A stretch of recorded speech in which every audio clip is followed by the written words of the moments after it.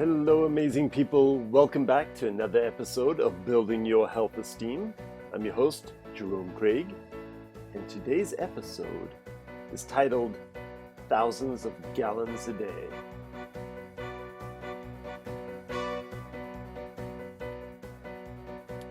This episode is a little later than it should have been.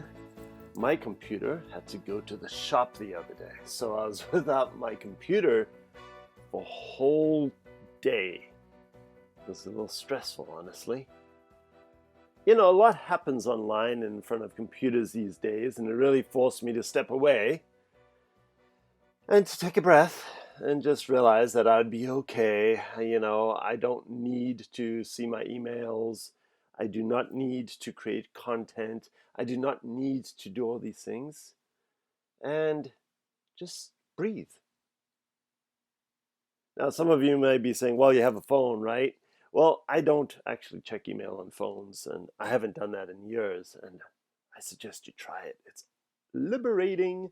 Anyway, so I've spent a lot of time thinking about breath lately. You know, that's the title of this episode is Thousands of Gallons a Day, and, you know, humans do this many, many times. We have respiration rates that go all over the place per minute, you know, from 12 breaths per minute on average, maybe 16, 20, depending on your age. Some people breathe really slowly and some people breathe really shallow and rapidly. But on average, people breathe about 2,000 to 3,000 gallons a day and take around 20,000 breaths. And with every single breath, you get 25 sextillion molecules of air. Mostly nitrogen and oxygen, but lots of other things. And we never really stop, or at least I never really stopped and thought about my breath until more recently. When I say recently, maybe 5 years ago, I had an aha moment in a yoga class where the instructor said, yoga is not about stretching or seeing how far you can go. It's about tying your breath to your movement. And I was like, I never thought of that.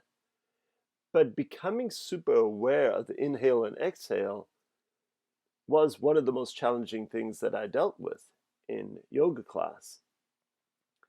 And now I've been diving into these different breathing practices, and you may know that there's a lot of talk out there about breath, you know, from Wim Hof methods to there's a new book out there called Breathe, The New Science of a Lost Art by James Nestor.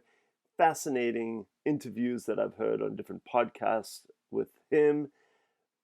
And I've been doing a variety of different things to change the way I'm bringing air into my body.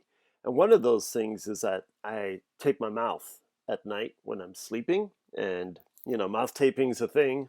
Yep, it is. Check it out. But it has made my sleep far more restful.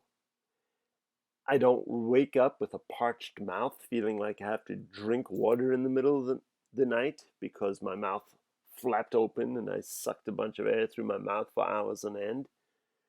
And I've taken that awareness of how much more energized I feel from breathing the proper way through my nose into my daily life, and now utilizing different breath techniques to enhance different states throughout the day. And I'm going to share a few of those with you just really, really quickly, because I'm not a respiratory specialist, and breath work isn't necessarily something that I feel like I need to teach others, because there's so much great information and so many good teachers out there. But let's just examine a few little things about breath. So one of the things about breath is that we all are pretty much unconscious breathers for most of our lives, which is good. You know, we wouldn't want to have to think about every single breath that we take. But the other side of that is just bringing some consciousness and awareness to breath throughout the day to tap into different parts of your energetic being is an amazing, amazing practice. If you have a child and you've seen them crying, or you've been in a sobbing state yourself and your breath is uncontrolled and unsteady, then the whole world around you seems kind of unsteady. And if you can just control that breath carefully, you realize that that inhalation is life. It's what gives you strength, right? And if you can hold it and give some retention, you have to start thinking about it. And it brings you right to the present. And then as you exhale, you feel like you're letting out something stale. And for me, if I start focusing on that breath and I bring it in,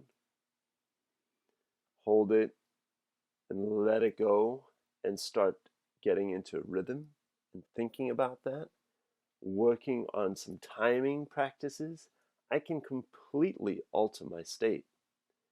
And I think you should try it, right? There's a bunch of things out there. There's something known as box breathing, which is 4 breaths in, 4 hold, 4 exhale, 4 hold empty, 4 breathe in. And that can be a really, really great way to do it. And just 5 cycles, can change the way you feel. But you can get into a more enlightened state. You can do like maybe not as fast, 2 seconds in through the nose, 4 seconds out through the mouth, kind of a 2-to-1 ratio with that, or just escalation breathing. That's something I just learned recently, and that is so invigorating. You start slowly through the nose, out through the mouth, and then raise the intensity. Just breathe in harder through the nose, harder out through the mouth, and then raise the frequency harder and faster, and you build to a crescendo and then start to take it back down slowly into a calm state. And within a minute, your entire physiology has changed. You oxygenated, your mind is alive, you feel energetic. It's amazing. So check out a bunch of breathing techniques, everything from soma breath to holotropic breathing. There's so much out there. And I think that we just go through our lives without really thinking about it. And, a lot of meditators, a lot of people who are thought leaders in the space of controlling your emotions and your life, they all focus on breath.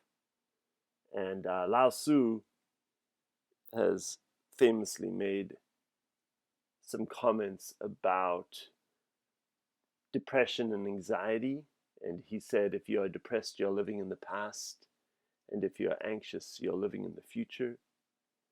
If you are at peace, you're living in the present. And focusing on your breath is an anchor to the present. Take a little bit of time to focus your breath. And I love this little quote that I'm going to end with by Thich Nhat Hanh. Breathing, according to me, corresponds with taking charge of one's own life. A healthy mind has an easy breath.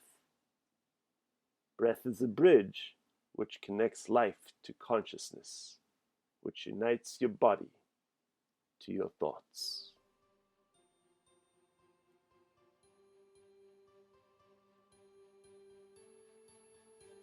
Thank you for listening.